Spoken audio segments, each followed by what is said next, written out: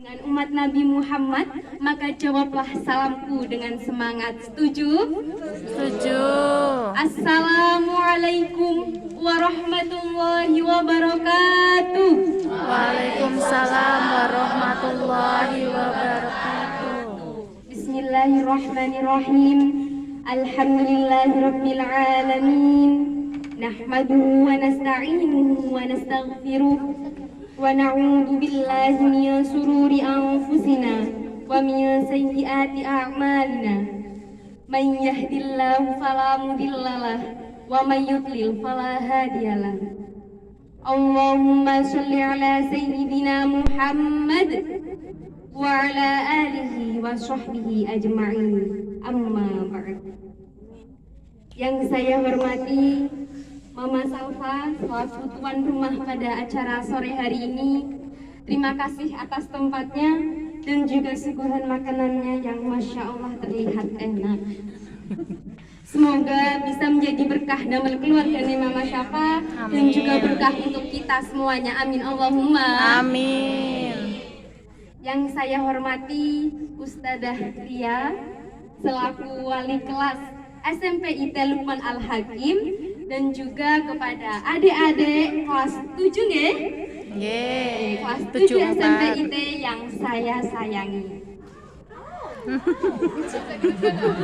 Puji syukur alhamdulillah, marilah kita haturkan kepada Allah Azza wa Jalla, Sang Pencipta alam semesta yang telah memberikan nikmat dan karunia yang tak terhingga kepada kita, sehingga kita diberikan kesempatan untuk dapat bermuwajahah dalam majelis yang insya Allah penuh barokah ini. Bikaulina alhamdulillah.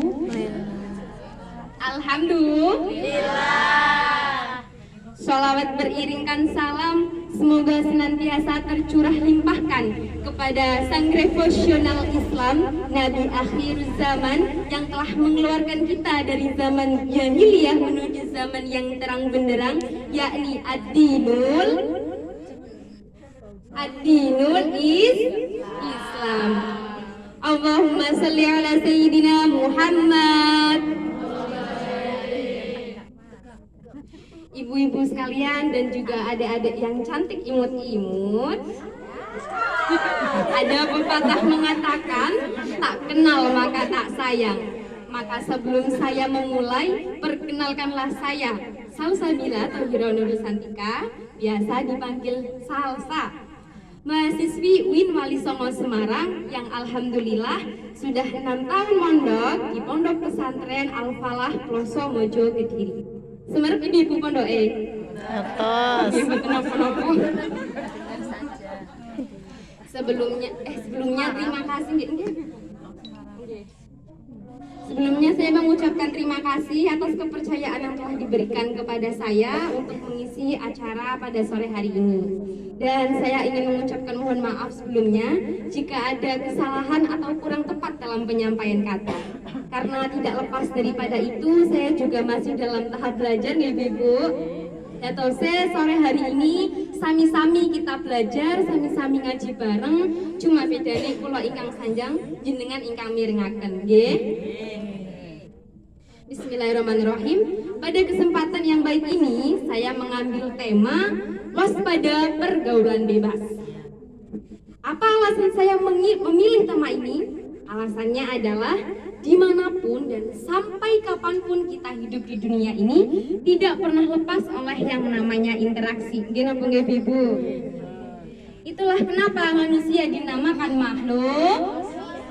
Iya, makhluk sosial yang berarti makhluk yang saling membantu dan juga perlu bantuan. Namun tidak semua interaksi itu akan menghasilkan pergaulan sehat atau pergaulan yang baik.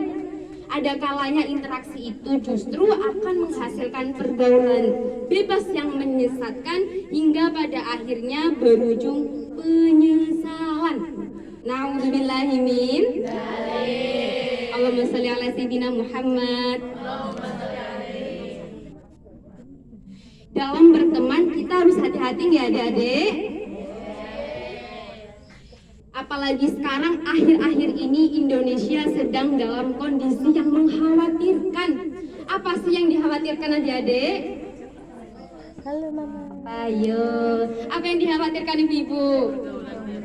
Enggak, sesuai temanya yang dikhawatirkan Indonesia saat ini adalah kenakalan para remaja yang seringkali berulah meresahkan masyarakat Indonesia dan merusak citra bangsa anak Indonesia. Nah, adanya pergaulan bebas seperti itu tadi, kira-kira penyebabnya apa ibu-ibu? Salah satunya HP sebagai alat komunikasi yang paling sering digunakan. Banyak sekali adanya pergaulan bebas yang tidak memandang umur, baik itu yang masih kecil, udah remaja maupun yang udah dewasa. Bahkan tidak sedikit anak-anak seperti kita adik-adik ini yang masih duduk di bangku sekolah sudah ikut-ikutan pergaulan bebas. Entah itu seperti mencuri, balapan liar, geng-gengan. Di sini ada yang geng-gengan? Ada. Semoga nggak ada ya. Oh, ada. Semoga yang ada segera bertaubat. Ya, nah, bahkan pada tanggal 15 Januari yang lalu Bu, ada sekelompok pelajar SMA yang tiba-tiba menyerang salah satu warga Semarang untuk dibegal.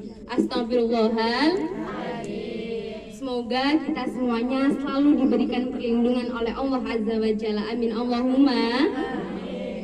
Amin ya Rabbal Alamin.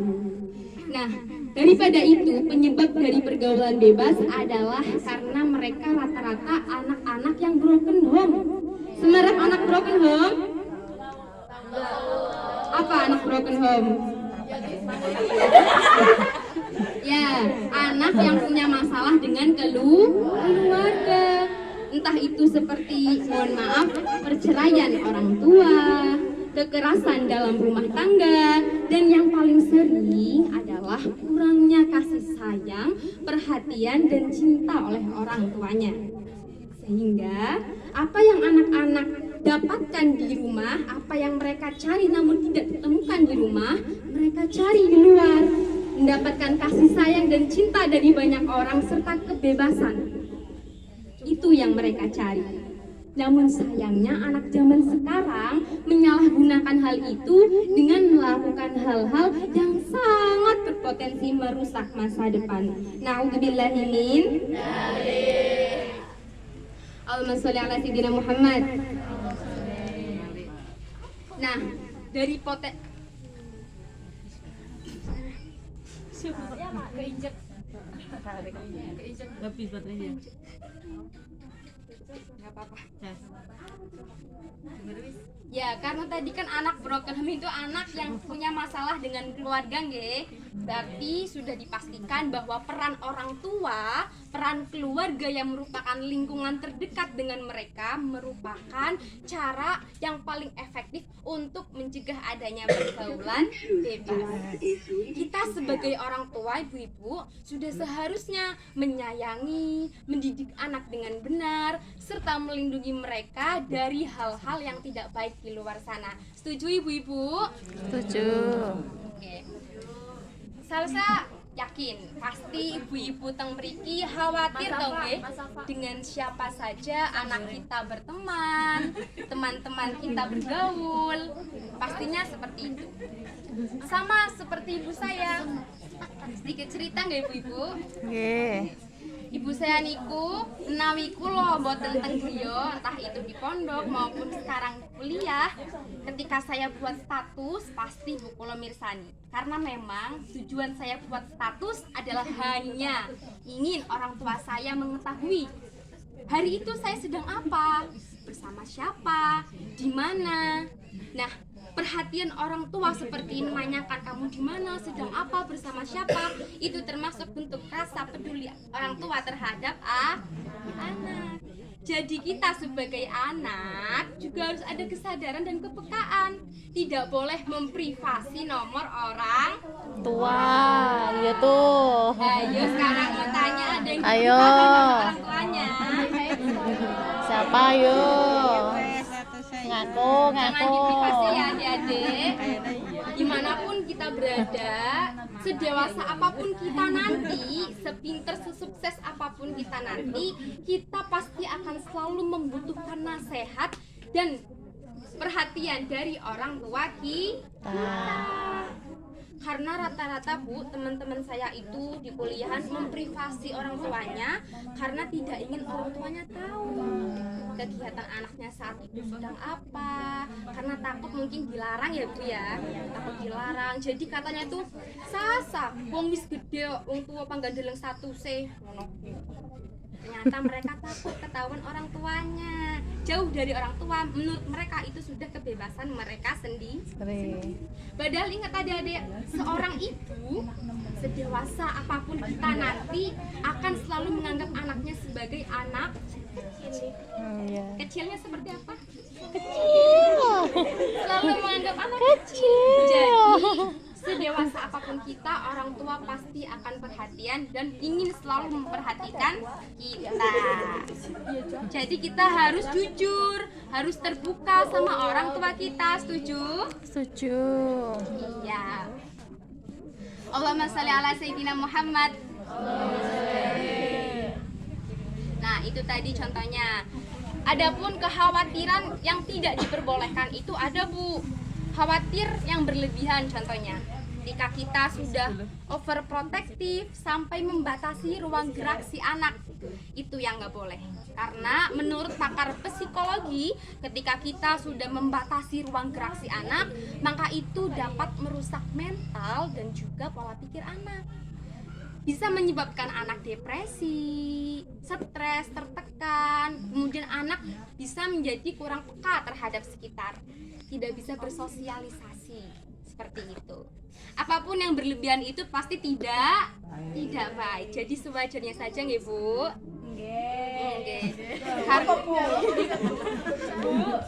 Iya, jadi sewajarnya saja.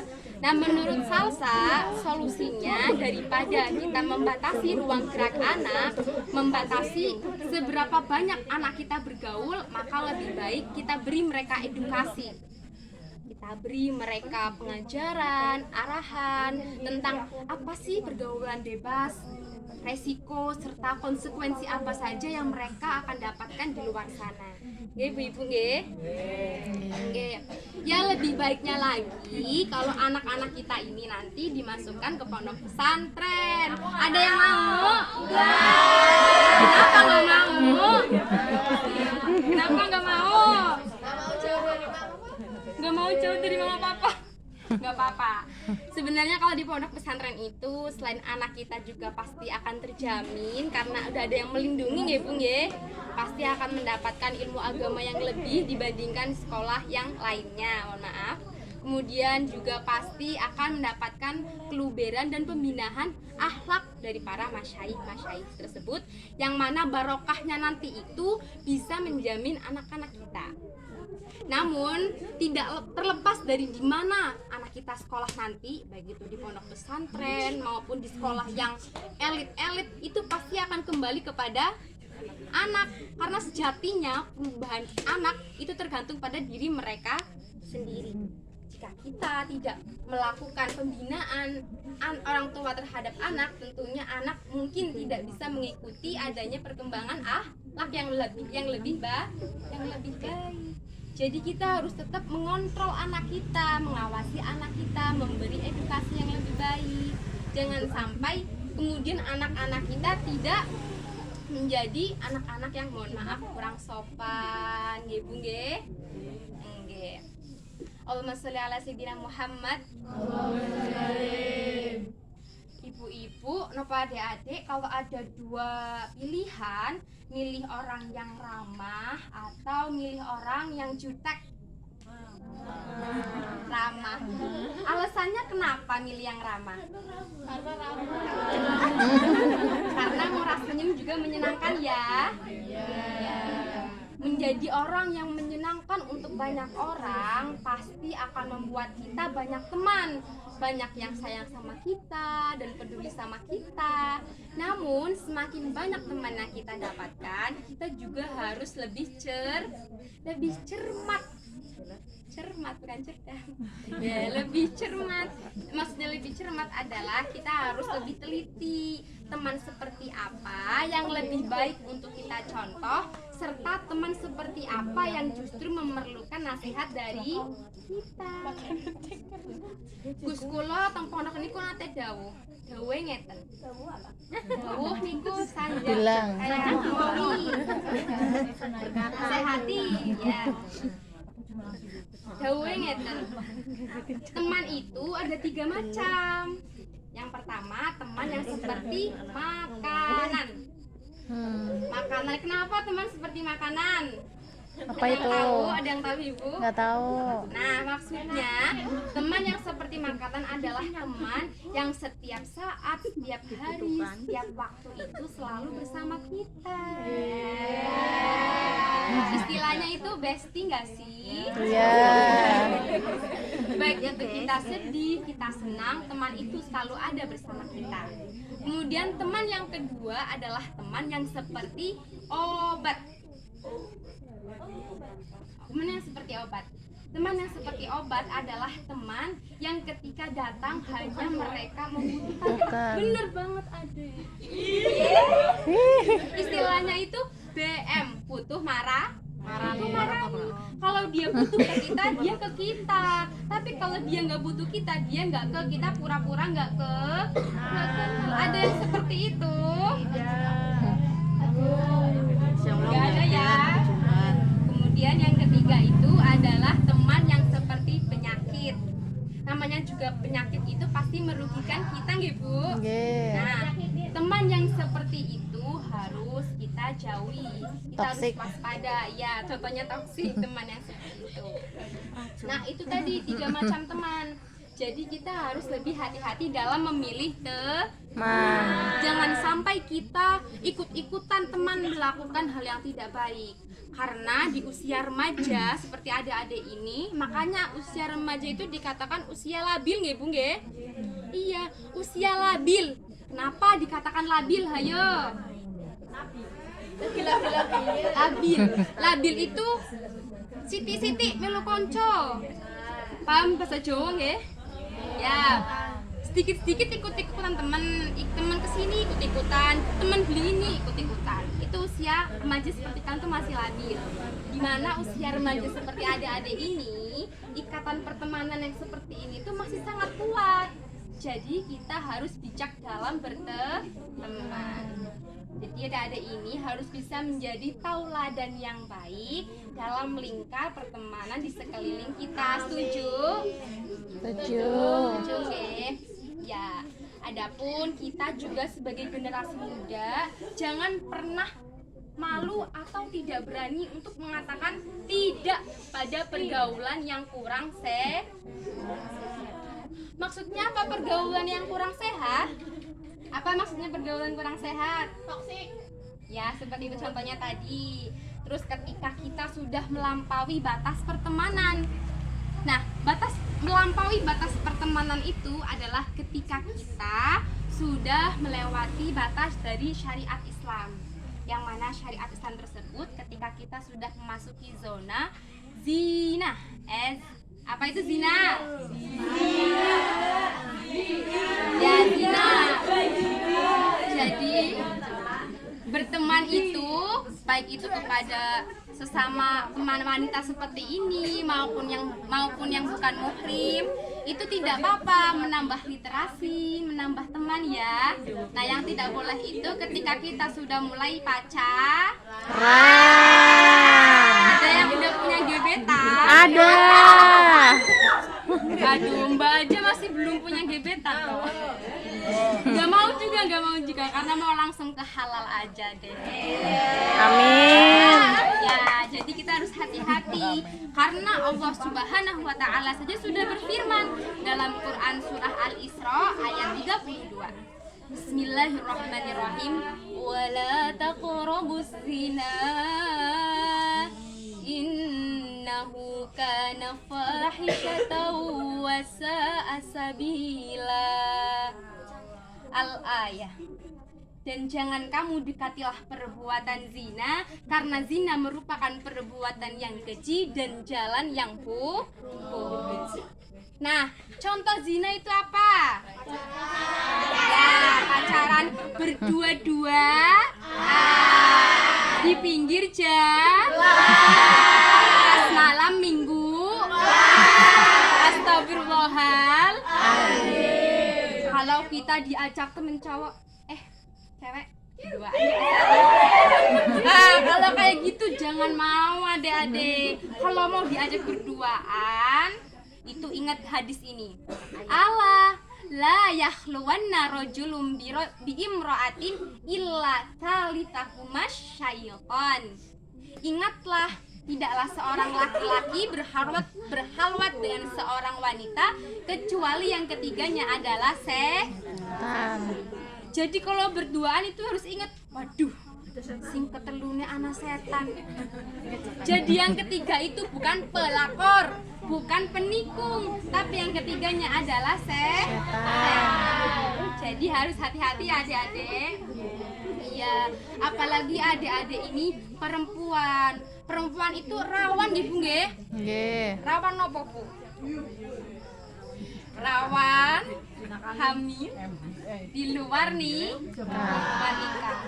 Zina pasti rata-rata menuju pada seperti itu. Ending-endingnya korbannya adalah perempuan. Naudzubillahi min dzalik. Ya karena bagaimanapun laki-laki kan nggak bisa hamil. Ya jadi ending-endingnya perempuan yang korban. Anaknya juga yang kena korban. Jadi untuk mencegah hal seperti itu, kita sebagai wanita harus bisa menjaga diri kita sendiri. Kehormatan kita itu sangat penting. Oke adik-adik? Ya, jadi jangan sampai orang lain itu menganggap rendah kita, meremehkan kita. Kita harus bisa jadi wanita yang disegani untuk banyak orang. Wanita yang bisa memberikan manfaat serta memberikan contoh yang baik terhadap sekitarnya. Tentunya hal itu pasti akan dilindungi Allah Subhanahu wa Ta'ala, dan pastinya akan melindungi kita dari hal-hal kejahatan. Ya, seperti itu tadi ceramah dari saya. Catatan hari ini, hati-hati pada pertemanan, pada pertemanan. Kemudian peran orang tua juga sangat penting ya ibu-ibu. Kemudian cintai diri kalian sendiri sebelum kalian mencintai orang lain. Kenali diri kalian, baru kita kemudian mendekat kepada Allah. Setuju adik-adik? Setuju nggak ibu-ibu? Karena sebentar lagi mau buka, maka saya akhiri ceramah ini. Tapi sebelum itu saya ada sholawat nih ibu-ibu. Di sini sholawat bareng-bareng ya. Bismillah bareng-bareng. Sholatullah salamullah ala toha rasulillah. Sholatullah salamullah ala yasin habibillah. Tawassalna bi bismillah wa bil hadi rasulillah wa kulli mujahidilillah bi ahlil badri ya Allah.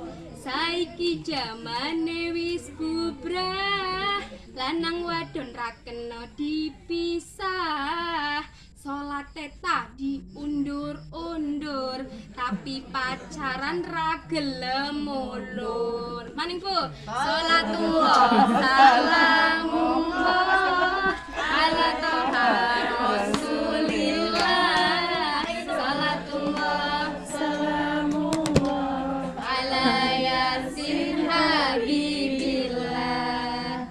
Rino wengi ning pinggir dalan, padha jogrokan cekelan tangan, kalen zikir lan sholawatan, sampai sholate yo ketinggalan. Tawassalna bismillah wa bil hadi rasulillah wa kulli mujahidilillah bi ahlil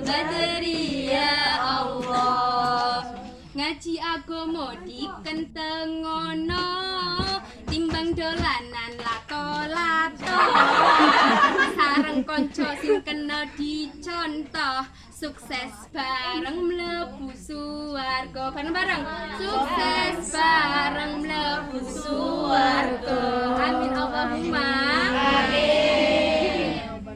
Kiranya cukup sekian yang dapat saya sampaikan, kurang lebihnya mohon dimaafkan. Semoga bisa bermanfaat bagi kita semuanya. Walafu minkum. Assalamualaikum warahmatullahi wabarakatuh. Waalaikumsalam warahmatullahi